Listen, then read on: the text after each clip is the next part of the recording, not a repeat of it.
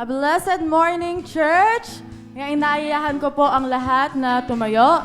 Indeed, this is the day that the Lord has made, and we will rejoice and be glad in it. Amen?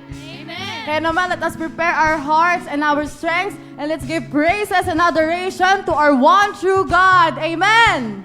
Amen.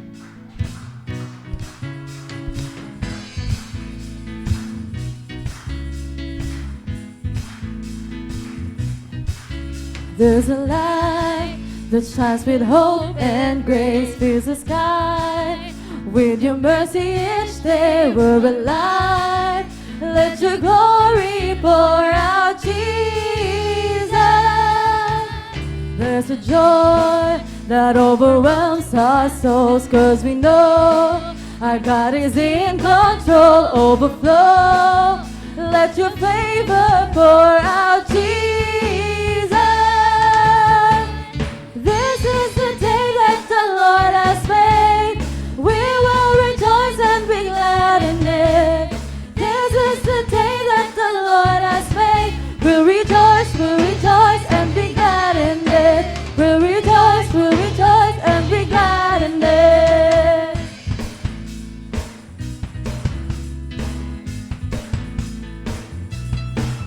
There's a joy that overwhelms our souls, 'cause we know our God is in control. Overflow, let your favor pour out, Jesus. Jesus, this is the day that the Lord has made. We will rejoice and be glad in it. This is the day that the Lord has made. We'll rejoice and be glad in it. We'll rejoice and be glad in it.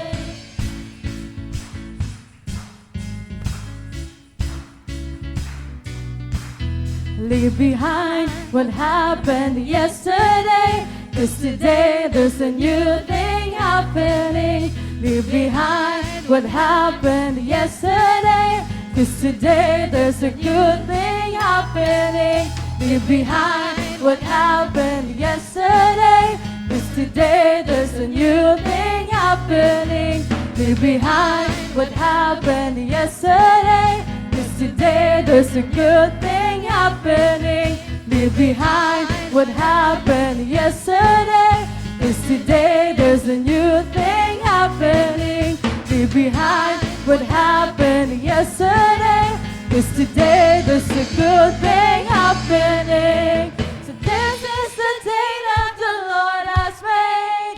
We will rejoice and be glad in it. This is the day that the Lord has made. We'll rejoice and be glad in it. This is the day that the Lord has made. We will rejoice and be glad in it.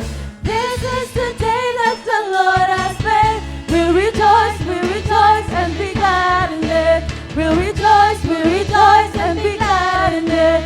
We rejoice and be glad in it.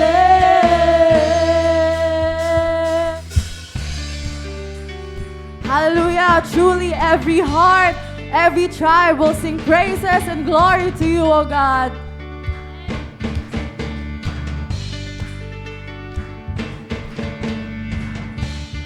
Every tribe will see your glory. Every nation bow before you. All the treasure turn to ashes in the light of you.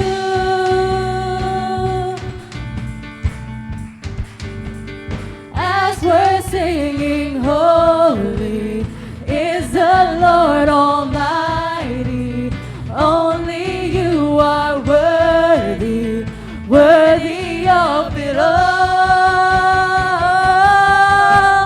Praise and glory, honor and strength unto our God. Unto our God, your matchless, endless, love unrestrained. This is our God.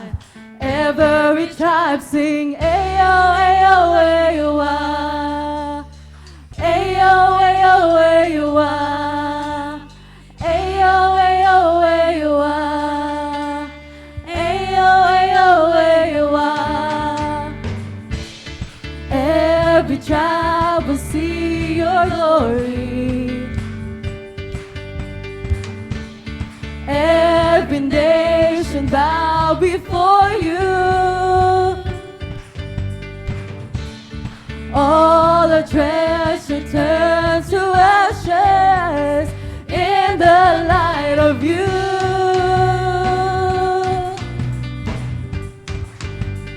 As we're singing, holy is the Lord Almighty.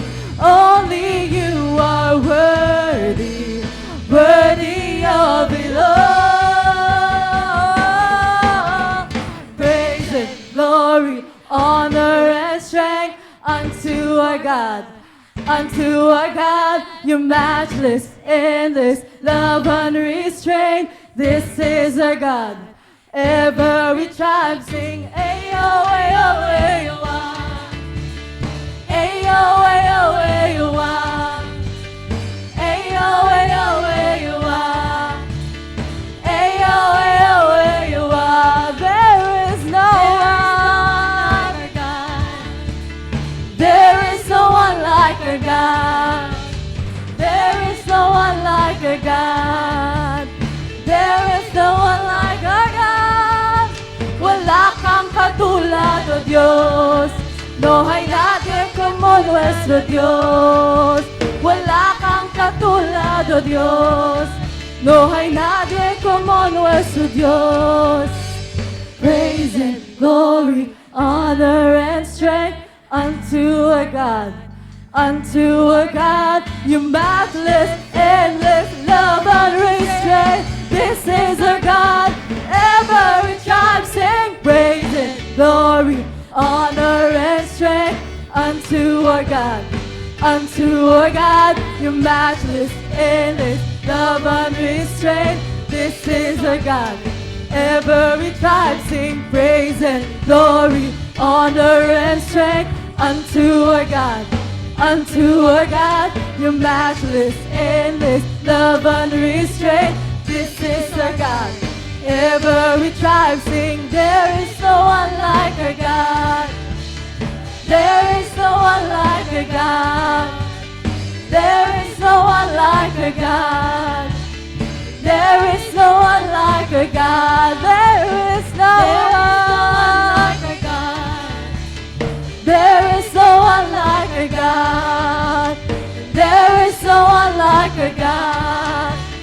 There is no one like our God. There is no one like our God. There is no one like our God. There is no one like our God.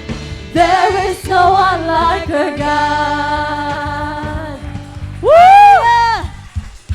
Yes, there's no one like you, Lord. Hallelujah. There is no one like you, God. No one compares to your glory. No one compares to your beauty. Hallelujah. For you are our magnificent God. And we will sing praises and worship unto you, O God. Hallelujah.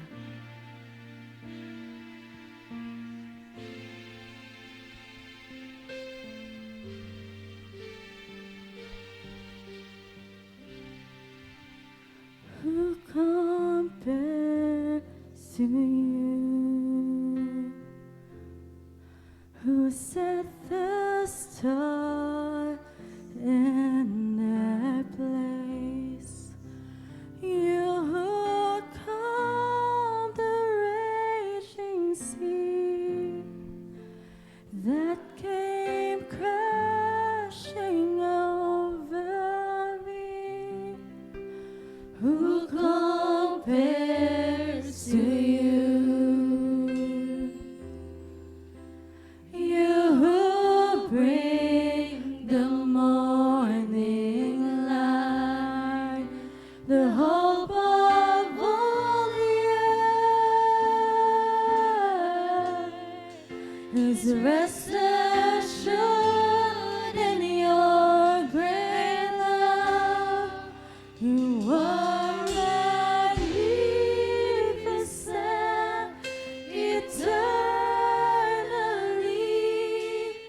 wonderful, glorious Jesus.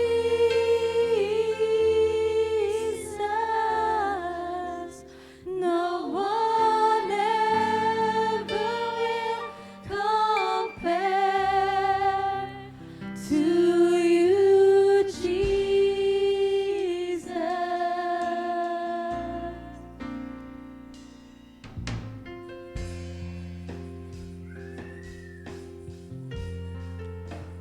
Where the evening fades, you call for songs of joy,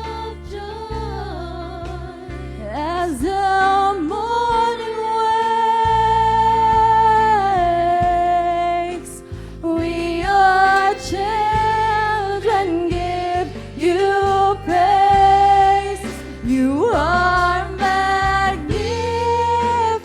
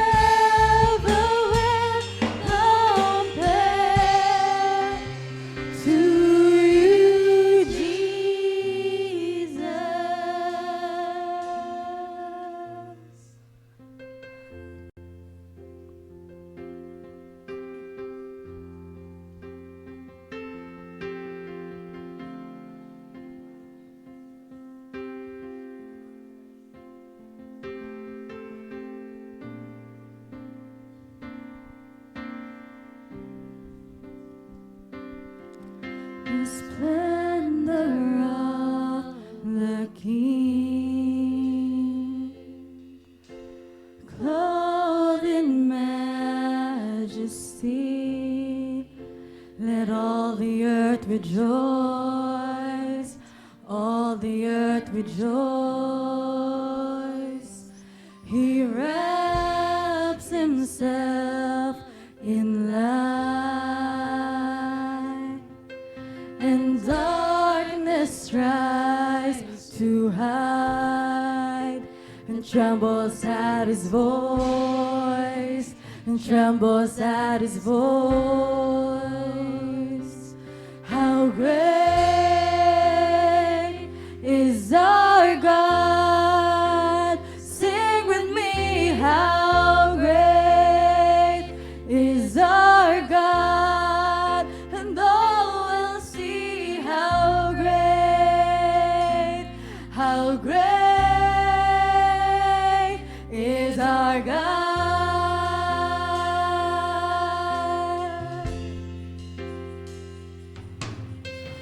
Age to age he stands, and time is in his hands, beginning and the end, beginning and the end. The God and three in one, Father, Spirit, Son, the Lion and the Lamb, the Lion and the Lamb. How great is our God? Sing with me, how great is our God, and all will see how great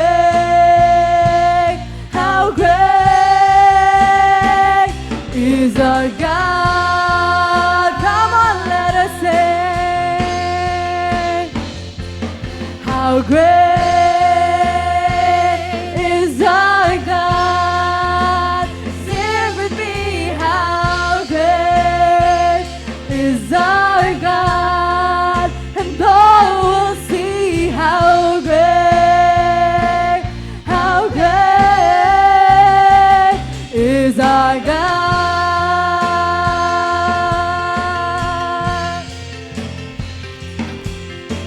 Name above all names, you are worthy of all praise, and my heart will sing how great is our God.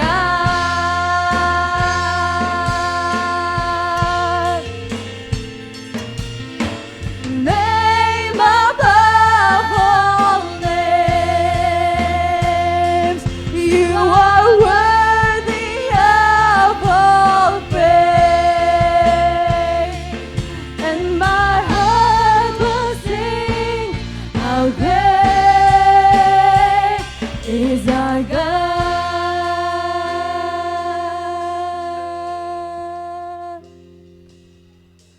Name above all names, you are worthy of all praise, and my heart will sing how great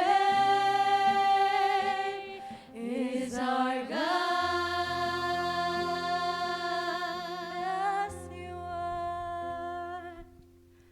Name above all names, you are worthy of all praise, and my heart will sing how great is our God.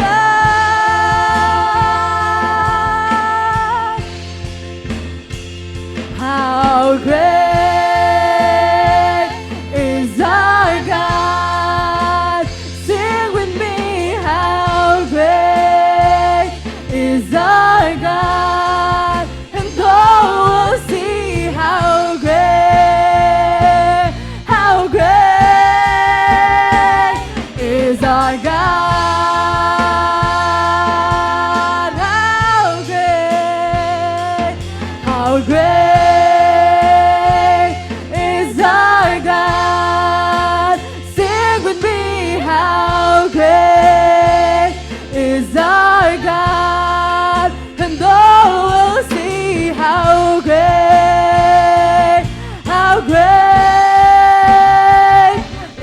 our God.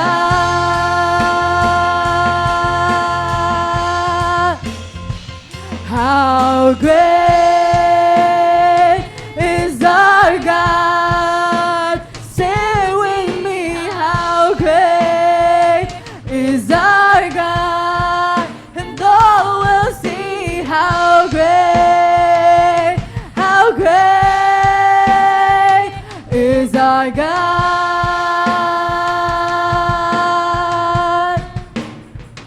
How great is our God. Sing with me, how great is our God. And all will see how great is our God.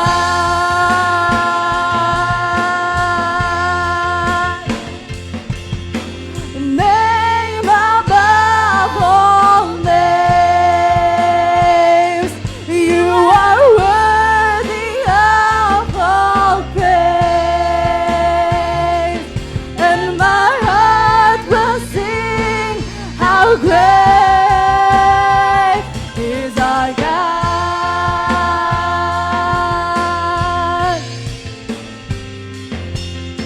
Name above all names, you are worthy of all praise. And my heart will sing, how great is our God.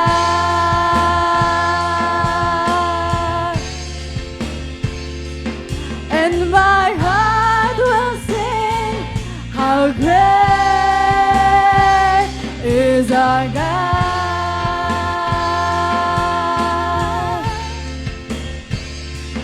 And my heart will sing, how great is our God.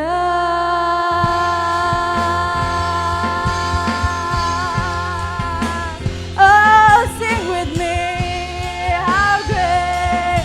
Come on, church, and sing with me, how great, how great. Oh, name above all names. Come on, church, sing with me, how great.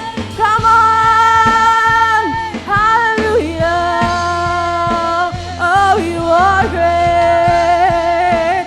Name above all names. Oh, my heart will sing, oh God. Our hearts will sing. Hallelujah. Hallelujah. Hallelujah. Hallelujah. Truly you are our beautiful God, our majestic God, our magnificent and great God.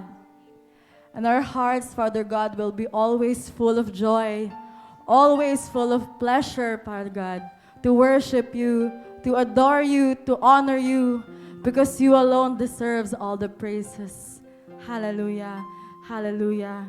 You alone deserve all the praises, all the splendor, and all the honor, Father God. For there is no one like you, O God. Hallelujah. We pray, Father God, that our hearts, our whole being will always sing unto you, O God. Kaya naman, Panginoon, we bring you back all the glory, all the adoration. In the mighty name of Jesus, we pray. Amen and amen.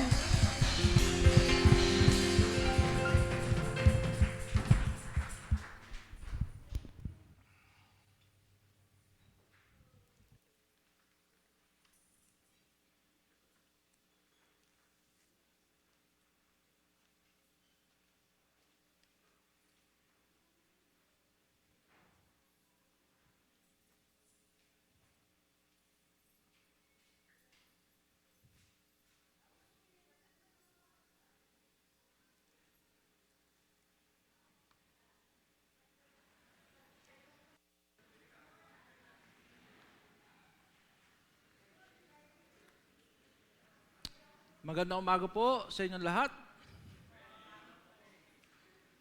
So, kumusta na po aking mga kapatid? By the way, magandang umaga rin po sa lahat ng mga nanonood ng live streaming na to.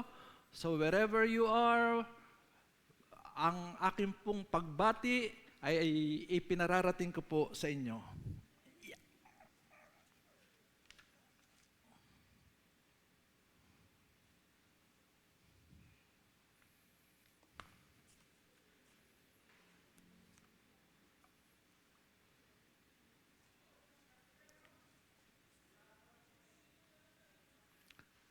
Praise the Lord. So another month lumipas. Ngayon po ay July na.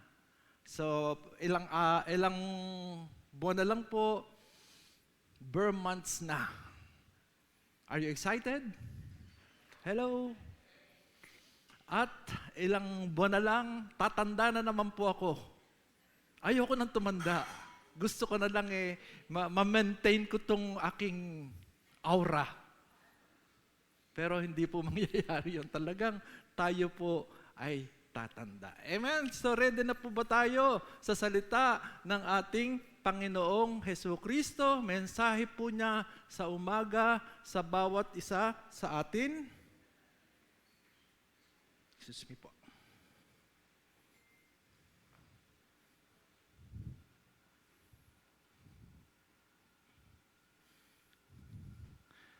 So praise the Lord po.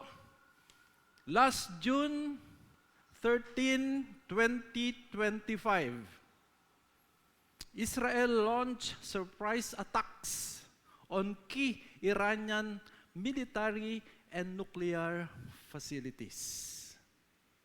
Siyempre, inatake ka ng isang bansa, aatakihin din. Aatakihin mo rin yung umatake sa inyo. At nagpalitan po sila ng mga pag-atake. Then June 22, the United States was officially involved in Israel-Iran war. Bakit po? Because President Trump ordered the bombing of 3 Iranian nuclear processing facilities. Then June 2024, Iran attacked the U.S. military facilities where in Doha, Qatar. But thank God, because the following day, June 24, the United States declared ceasefire on the Israel-Iran war. Kahapon po nabasa ko sa Google na ang Iran po ay ayaw pumayag na ma-inspect po yung kanilang nuclear facilities na naman.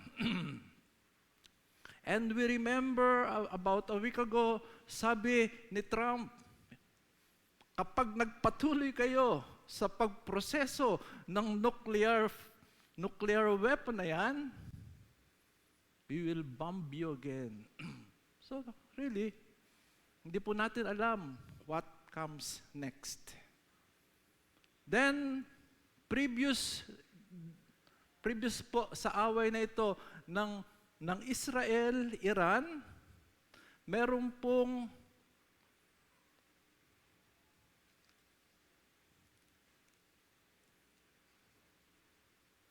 nakita na phenomenon on the sky po over Toronto, Canada. Kailan po ito nangyari? Ito po ay nangyari June 3.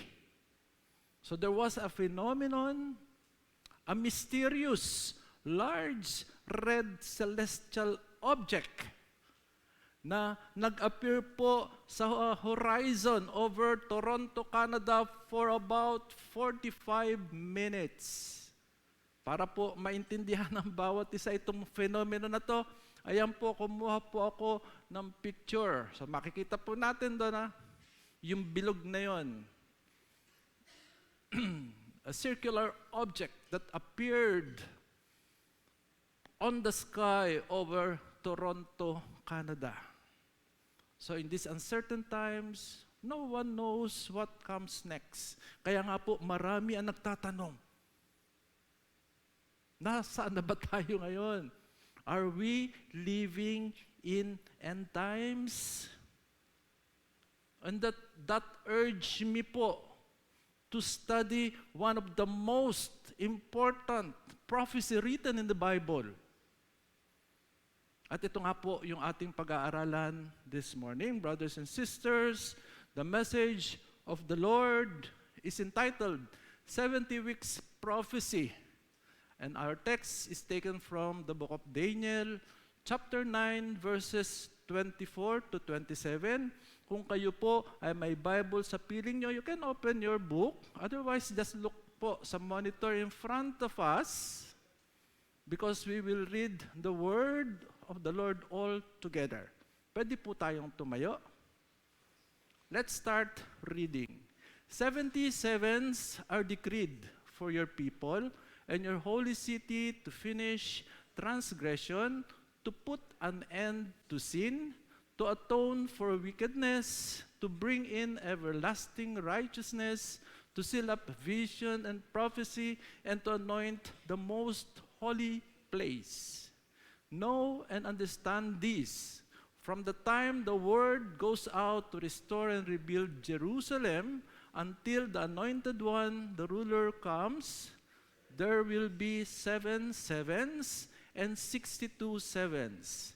It will be rebuilt with streets and a trench, but in times of trouble.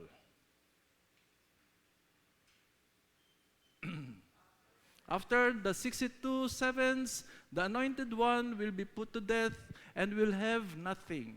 The people of the ruler who will come will destroy the city and the sanctuary. The end will come like a flood. War will continue until the end, and desolations have been decreed.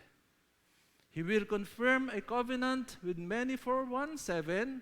In the middle of the 7, he will put an end to sacrifice and offering. And at the temple, he will set up an abomination that causes desolation until the end that is decreed is poured out on him. Manalangin po tayo.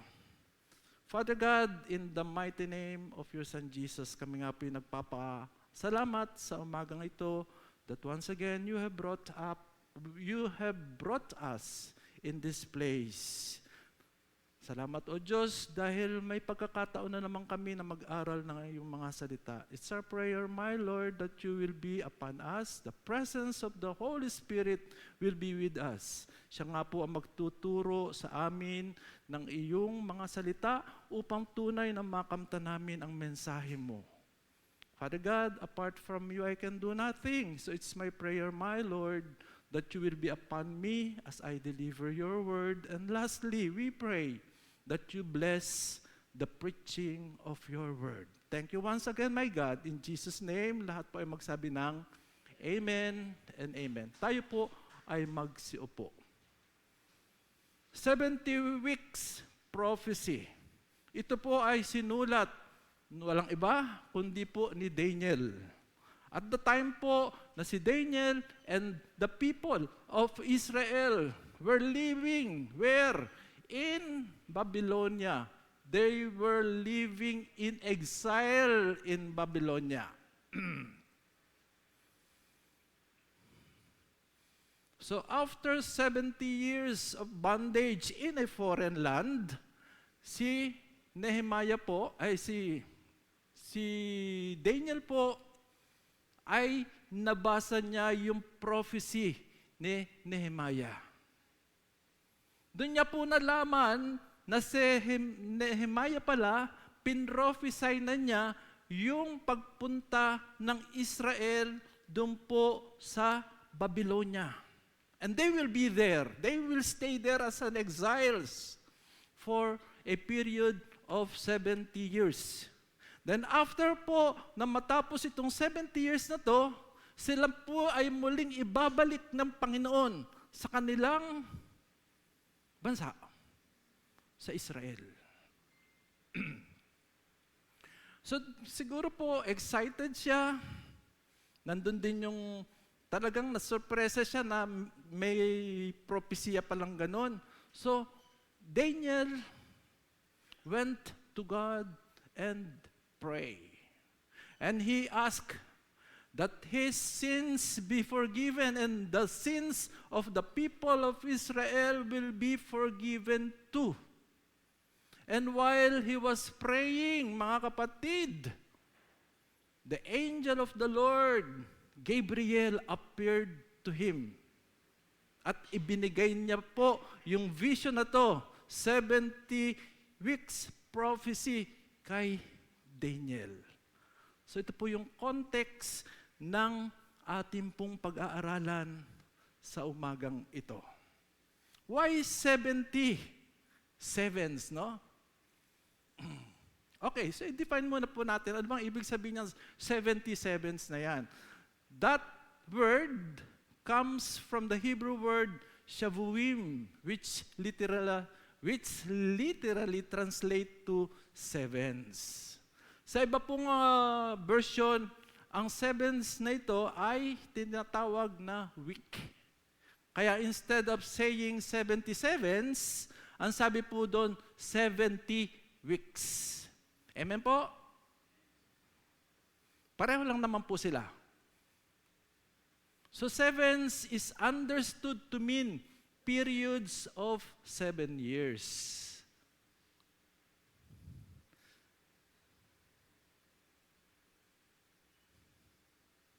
Therefore, the phrase 77s is equivalent to 490 years. Paano po nangyari? So we will write the mathematical statement of that word. So the mathematical statement is 70 times 7 equals 490 years. Amen. So bakit ba 70 nga po ang ginamit? Bakit hindi na lang ginamit 80? 88. 88s. O di kaya 2020s. O 22s pala. Bakit 77s? Hello? May ibig sabihin po yan, mga kapatid. The number 70 is the number of years na ang mga Israelita po ay nag-disobey sa Panginoon regarding po dun sa pagsunod nila sa kautusan ng sabbatical years. Nag-disobey po ang Panginoon. Nag-disobey po ang mga Israelita sa Panginoon for a period of 70 sabbatical years. At dahil po ang sabbatical years ay nangyayari lang every 7 years, therefore, 70 times 7. Doon po nakuha yung 490 years. At ito po ay dinikreed ng Panginoon over the Israelites 490 years na sila po ay magsasuffer under the oppression of the Gentiles. Amen? Naintindihan po natin? Hello? Yun po ang fact regarding these 70 sevens.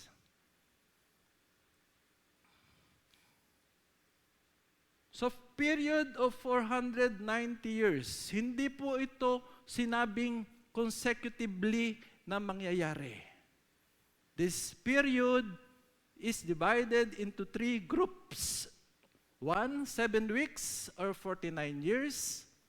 Alam na po natin, kung bakit naging 49 years, 7 times 7. Second, 62 weeks or 434 years. And the last, the final week, 1 week or 7 years. Ang total po niyan is 70 weeks or 490 years. Amen. Purpose of the 77th prophecy.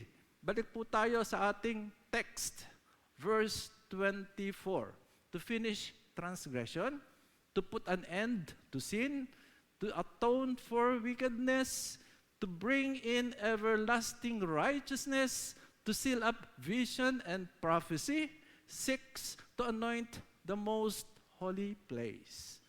May 7 reasons kung bakit po dinikri ni God yung 490 years na yan. At kung makikita po natin, among the 6 items there, it is important to note that item 3, to atone for wickedness, ito po ay nangyari na. Kailan? Nung mamatay po ang ating Panginoong Hesukristo doon sa cross ng Kalbaryo. Okay po? Hello? Palakpakan natin ating Panginoon para magising po tayo. Okay. Events within time gaps of 7 weeks and 62 weeks. Di ba? May subdivision siya eh. 7 weeks, 62 weeks, at saka yung final week. So, ano po yung events within time gaps of 7 weeks and 62 weeks na dapat mangyari daw within 483 years? The command to restore and rebuild Jerusalem. First part po ng verse 25. Bakit ba i-rebuild si Jerusalem? Remember po, ang Jerusalem ay winasak po ng army ni Nebuchadnezzar. Bakit? Dahil nga kasi katigasan ng ulo po ng mga Israelita. They continued to disobey God. Kaya inalaw ni God na makapture po ang Jerusalem, even po yung Holy Temple mawasak. So, yun po yung nagbunsod kung bakit na-exile po sila doon sa Babylonia. Pero sabi nga po ng prophecy ni Nehemiah, after 70 years there in Babylonia, you will come back again to Israel. Ayan na nga po, the command to restore and rebuild Jerusalem. Oh, ba? May ano pa, no? May clock pa tayo dyan, ano po? So God's clock started. Yung prophecy po ng 490 years, nag-start na. Kailan? It started when a decree was issued to restore and rebuild Jerusalem by King Artaxerxes of Persia on 445 BC. Mababasa po natin ito sa Nehemiah chapter 2 verses 1 to 8. Remember po, kanina we're talking about Nebuchadnezzar. Bakit naman ngayon si Artaxerxes? Samantalang itong si Daniel, nandun naman sa Babylonia, hindi naman bago yung place niya. Na-capture na po si Nebuchadnezzar ng ibang kaharian. So dati, doon po siya sa sa Iraq. Now, ito pong Iraq na yan, ito pong Babylonia na yan, na-capture naman po ng Persia. Medo-Persia Empire. And at the time po ng leadership ni King Artaxerxes, dahil na rin siguro nakita ni Artaxerxes yung faithfulness po ni Nehemiah. Kaya, inalaw niya. Nag-issue siya ng decree, okay, you can go to your homeland and rebuild Jerusalem. Siyempre, ito po ay kalooban ng Panginoon, di ba? So, nag-start na po yung time clock ng Panginoon at the time na nag-issue po ng decree si King Artaxerxes. Okay, we should be mindful of the date. Okay? So, based on the date given po sa Nehemiah 2:1, yung mga Nisan doon, first day of Nisan, and so on and so forth, The Royal Observatory po in Greenwich, UK, computed that date to be 14 of March 445 BC, before Christ. So, ano pa ang mangyayari? Doon po sa time gap na yon. So, before we go to the next event na mafulfill, bakit po ba minarapat ng Panginoon na hatiin pa? Bakit hindi na lang sinabi niyang 69 years, hinati pa po niya. Ginawa niyang 7 sevens. Naiintindihan po natin? Hello? Bakit sinabi pa niyang 7 sevens? Bakit hindi na lang niya sinabing 69, diba? 69 weeks. Pero hinati pa po ng Panginoon yan. So there must be something significant po na mangyayari after 49 years. At ano po ito? Hello? It took 49 years to finish the rebuilding of Jerusalem. Na-rebuild po ito ni Nehemiah in a period of 49 years. Ang tagal, ano? Okay, next. The Anointed One, the ruler comes. Di po ba sabi doon, ano? The clock will start at the time the decree will be issued by King Artaxerxes, and until the Anointed One, the ruler, comes. Doon po sa first part ng verse 25. Mangyayari po ang sinabi ng prophecy na yan po ni Daniel. Okay? So from the issuance po ng decree until the Messiah is 7 years plus 62 years equals 69 weeks. 7 weeks plus 62 weeks equals 69 years, or equivalent to 673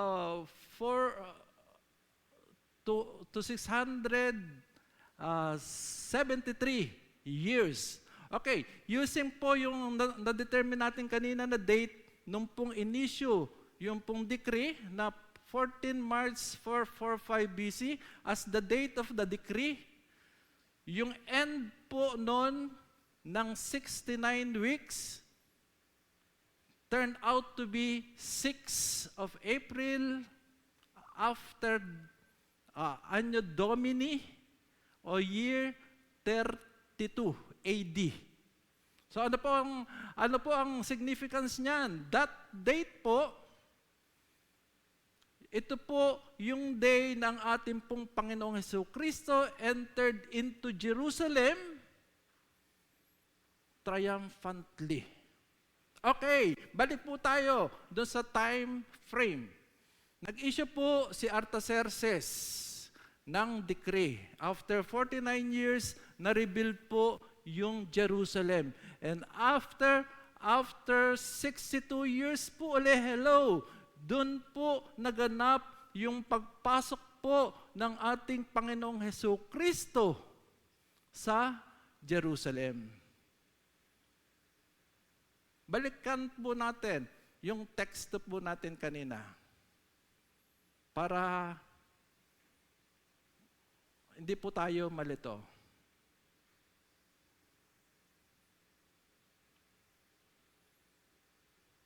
Yan, di ba? Know and understand this, from the time the word goes out to restore and rebuild Jerusalem until the Anointed One, the ruler, comes, there will be 7 sevens and 62 sevens. Tapos kinumpute po natin yon, and it turned out to be, kailan po? March of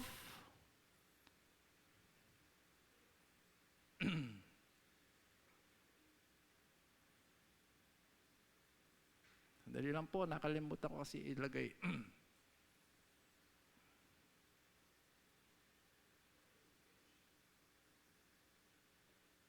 And it turned out to be 6 April 32 AD, AD 32. Yun po yung time the Bible scholars completed na ang ating pong Panginoong Jesucristo ay nag-enter po sa Jerusalem. And with that, na-fulfill na po yung 7 sevens plus 62 sevens dun po sa 70-week prophecy.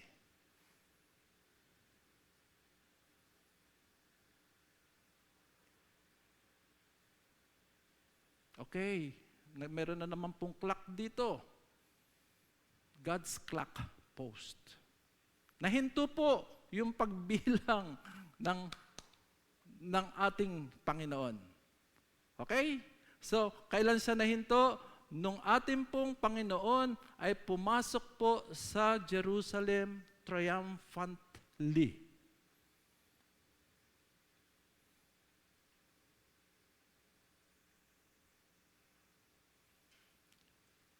Okay, yung number 3 po na dapat maganap, the actual restoration of Israel, yung last part po ng verse 25. Ang sabi po dyan, it will be rebuilt with streets and a trench, but at times of trouble.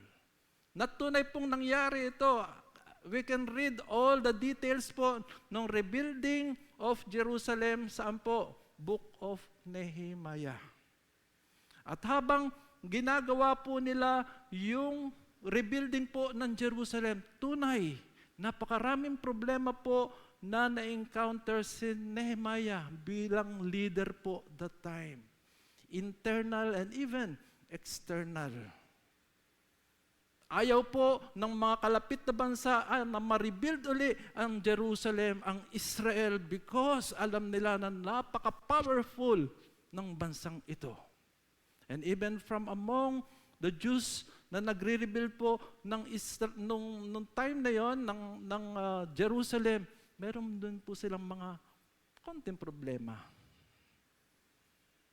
And this verse, it will be rebuilt with streets and a trench, but in times of trouble, that was fulfilled. Amen po. So, after the 69th week, pinakita ko po sa inyo, nag-stop yung clock ng ating Panginoon. But there are still events to be fulfilled. Ano po ito?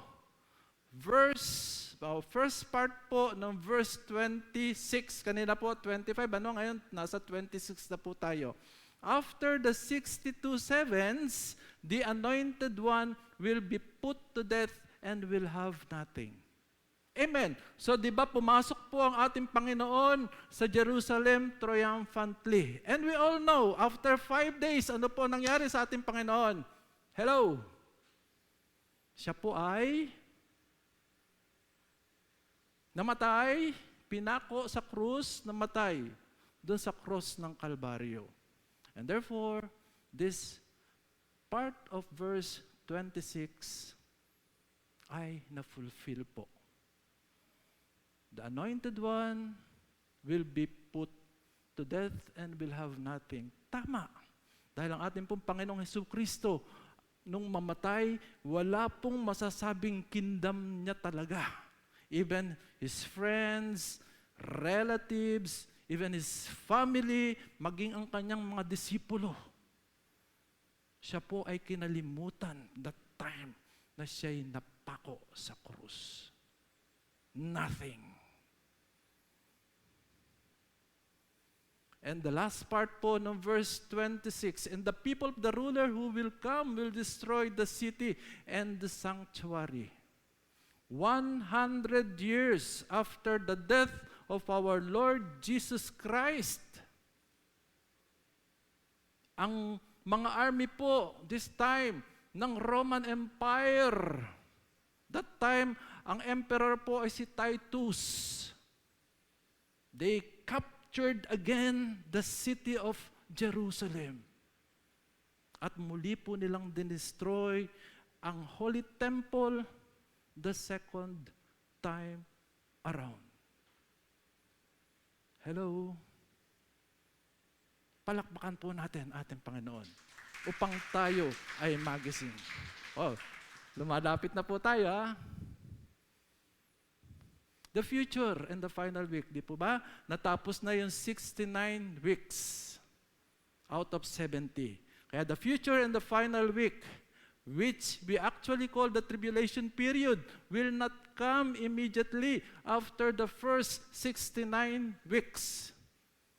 Na-establish po natin kanina na yung clock ng Panginoon na post. Kailan? Pagpasok po ni Jesus doon sa Jerusalem. Nakapost po, nag-stop yung ticking ng clock. Tapos mula po nung mamatay ang ating Panginoong Jesucristo until our generation now, ilang taon na po ang nakakalipas? Almost 2,000 years. Bakit nagkaganon? Kailan papasok itong final week na ito? There is a large gap of time between 69th and 70th week. At tanggap pong ito, prophetically speaking, ang nation Israel po nawala sa limelight. Ano po ang pumalit? Church. At ito na nga po yung tinatawag na church age or the times of the Gentiles. And actually, our generation now, we belong to that church age. Kailan po ito matatapos? Hello, mga kapatid. Yung gap po from the time po na ang ating Panginoon ay napako sa krus o yung pag-enter niya po sa Jerusalem, until today, tagal na, almost 2,000 years. Ang gap pong yan at tinatawag na church age. Ang tanong ko nga po, kailan po ba matatapos itong church age na to? Which we belong, Nasa church age na po tayo. So most of the scholars interpret that there will be an important event po na mangyayari before the end of the church age. Ano po ito? Yung tinatawag na rapture. So yung rapture po, that our Lord Jesus Christ will appear in the sky. Hello. And all those faithful believers will be snatched up by Jesus, will be caught up by Him mid-air until they will be brought to heaven. Palakpakan natin ang ating Panginoon. Ang tanong, kasama po ba kaya tayo doon? Will it happen in our lifetime or will it be on the next generation, the generation of our children? Nobody knows. Di ba? So yung rapture na yan, ang purpose niyan, para yung mga faithful believers po will be out of this world before the final week will happen. The 70th week on the 70-week prophecy po ni Daniel. Yan. Tumas pang ganun, ano pa? Exciting, di ba? The final 7 years or the 70th week. Nasa verse 27 na po tayo. First part po ng verse 27, ang sabi po dyan, He will confirm a covenant with many for 1:7. At the time po na itong He na to will confirm a covenant with many for 1:7, last 7 years. Mag-i-start na po muling mag-tick ang clock ng ating Panginoon. Actually, many interpretations po about this He, quote unquote. Sino po ba yung He na yan? So that He Sabi po ng mga Bible scholars, is related po dun sa second part ng verse 26. Last part po ng verse 26 na binasa po natin kanina. Yung pong sinasabi na, the army of the ruler who is to come. The ruler who is to come. Yun po yung he na sinasabi po rito. And among the Bible scholars, yang hinayan is interpreted to be the Antichrist.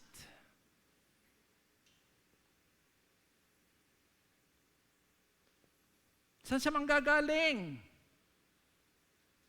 Ang sabi po doon ng mga interpretation po ng Bible scholars, the leader of the revived Roman Empire. Marirevive pala po ang Roman Empire, mga kapatid. Ngayon ba nangyayari yan? Hello? Nangyayari. EU. European Union. Pero napakarami pa po. Ilan pong bansa ang nagko-comprise sa European Union? Ang dami. Yung iba po doon matatanggal until 10 na lang po ang natitira. The original Roman Empire.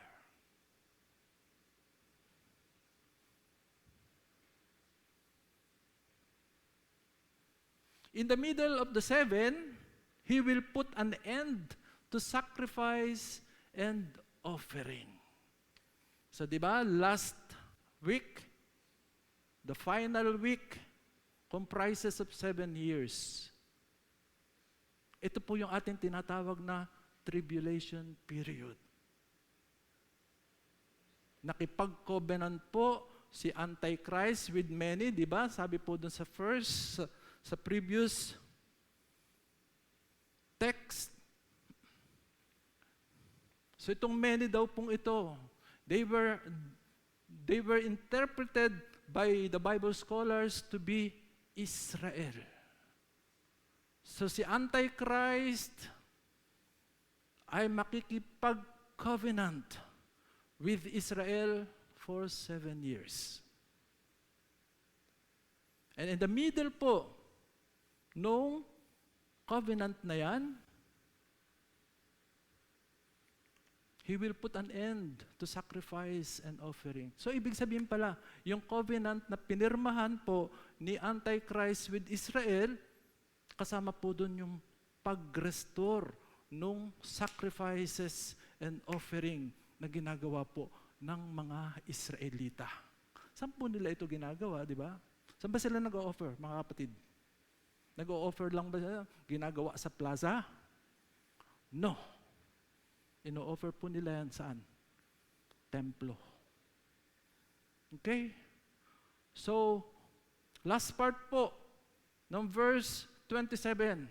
And at the temple, he will set up an abomination that causes desolation until the end that is decreed is poured out on him. Nabanggit na po dyan, temple. Hello, mga kapatid. Sa ngayon, wala pa pong temple. O tinatawag na Solomon's Temple. O tinatawag natin pong God's Temple. Wala po niyan doon po sa Jerusalem. Specifically where? In the where? On the Temple Mount. Ito pong Temple Mount na to is believed to be the exact location where Abraham offered Isaac to the Lord. Nandun pa po yung Temple Mount. Kaya lang hindi po siya bakante. Anong meron doon ngayon? Yung tinatawag pong 2 mosque na sacred po to the Muslims. Paano marirebuild doon yung Temple of God for the 3rd time? Balik po tayo kay ruler. Ito daw pong ruler na to, charismatic daw po ito, very charismatic. Ano po yung characteristic niya to talk sweetly po sa mga tao. Kaya siya po ay magiging popular. Hindi lang po dyan sa bandang niya, sa Europe na yan, kundi sa buong mundo. At yan po ang kakausap sa mga Muslims. Hello, mga kapatid. At because of his sweet talk, because of his charisma, mapapapayag nila po ang Muslim na ano?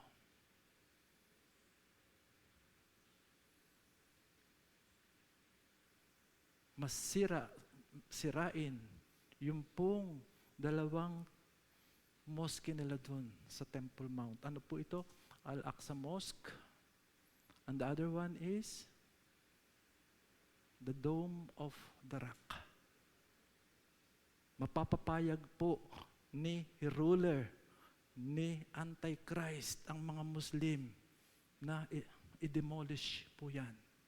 And in that place, hello mga kapatid, the temple of God will be rebuilt the third time.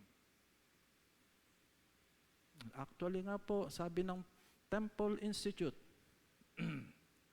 ready na ang plano. Available na for construction, kaya lang at the right time. Dahil hindi pa po siya mako-construct ngayon dun nakalagay pa rin Dapat matanggal muna po yon para ma-reconstruct ito. At balik po tayo sa ating pinag-uusapan. Ibig sabihin po niyan, itong si Antichrist will enter the temple of God. Kasi ang sabi po diyan at the temple, he will set up an abomination that causes desolation. Ano yung abomination that causes desolation? Papasok niya po ng templo, he will proclaim himself as God.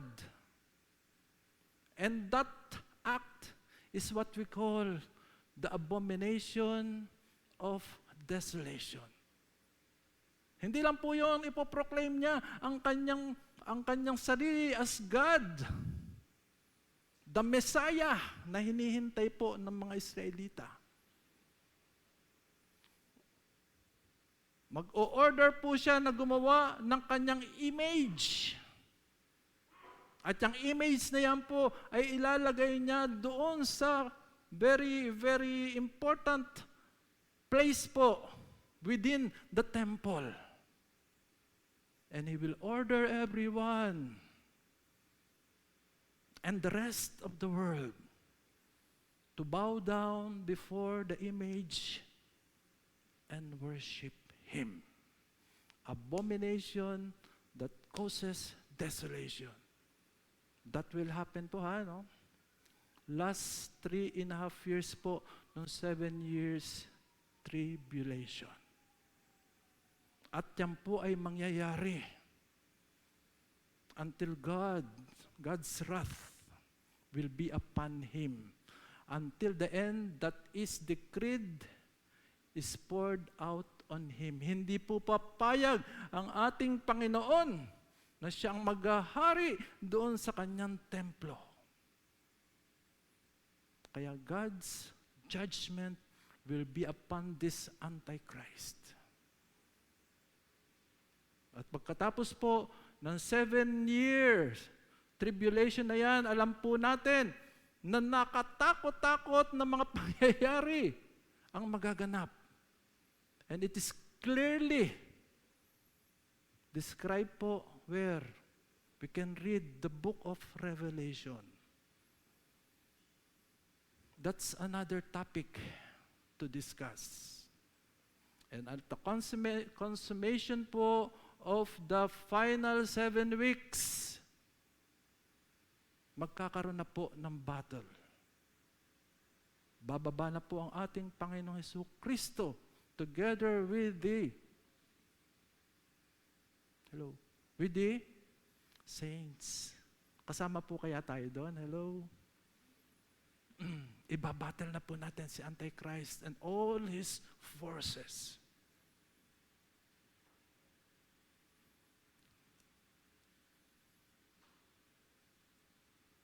Before our summary, let's go back to our question. Are we now living in the end times?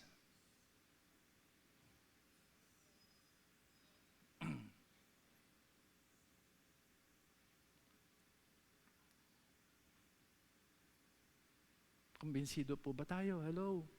Actually, may mga interpretation po kasi nga hindi po explicitly written in the Bible that in this period of time we are really in the end times. May mga Kristiyano po na naniniwala na there is that period of tribulation written in the book of Revelation. At yung nga pong iba, di ba, partly na-discuss po natin ngayon. That will lead to the end times. So meaning, hello, wala pa po tayo sa end times. And there are also Christians who believe that we are already in the end times. And according to them, the end times happened nung ating pong Panginoong Jesucristo ay umakyat sa langit. And ito pong end times na to will encompass the time our Lord Jesus Christ went to heaven until the second coming. Yan po yung tinatawag na end times nung ibang interpretation. Okay. So whether or not we are in the end times, the Christians should, what must the Christians do? Hello. The Christians must emphasize the importance of living a righteous life. Ano pa po? That we must prepare for the future and we must remain in faith. Palakpakan po natin ang ating Panginoon. Kailan mangyayari to? Wala pa po. Even rapture, because it is not explicitly written in the Bible, hindi po natin alam kung ito'y darating na. And because it's not written in the Bible, nandun na po yung different interpretations. Kaya nga po nagresulta ito sa 3 school of thoughts about rapture. Ano po itong 3 school of thoughts na to? Pre-tribulation, mid-tribulation, and post-tribulation. Our church, CGPMI, adheres to pre-trib. Yun po yung pinaniniwalaan ng ating pong simbahan. That the rapture will happen before the tribulation. Hindi po sa gitna ng tribulation na nagkakagulo na sa mundong ito. At lalong-lalo namang hindi yung post-trib na almost wipe out na ang population ng mundong ito. If there is a chance, I will be giving a preaching about the tribulation. So yan po mga pangyayari, mga kapatid. Kaya importante, whether we are or we are not living in the end times, sabi nga nila, ang importante yung tayo po ay mamuhay ng righteously. We should remain in faith. And we should prepare for the second coming of the Lord. palakpakan po natin ang ating Panginoon. And as summary of what we have learned today, the 70 weeks prophecy offers a comprehensive overview of God's plan for salvation, the role of the Messiah, and the ultimate resolution of sin and rebellion, while also pointing to a future period of tribulation and the rise of the Antichrist. Amen po, mga kapatid? Ready na po ba tayo? Saan? Sa rapture. Diba? Matatapos po yung church age kapag nagkaroon na ng rapture. And let us pray that all of us, ilan po tayo ngayon dito, will be included in the rapture. Walang maiiwanan. Kung ito'y mangyayari po sa ating pong panahon, walang maiiwanan. Amen? Palakpakan po muli natin ang ating Panginoon. Tayo po ay tumayo and let us close in prayer. Father, salamat. Tunay nga, O God, na sa mga pangyayari po sa mundong ito, hindi po namin alam, Panginoon. Mabuti nga po, O God, at kami tinuruan mo nung timeline po ng iyong plano, end times. At now, alam po namin, God, kung ano po ang dapat namin gawin. Habang kami po ay naghihintay ng end times na to, or even if we are in the end times, Lord, we should emphasize the importance of living a righteous life. The importance po, God, na we should prepare for the second coming. And the importance, O God, that we should remain in faith.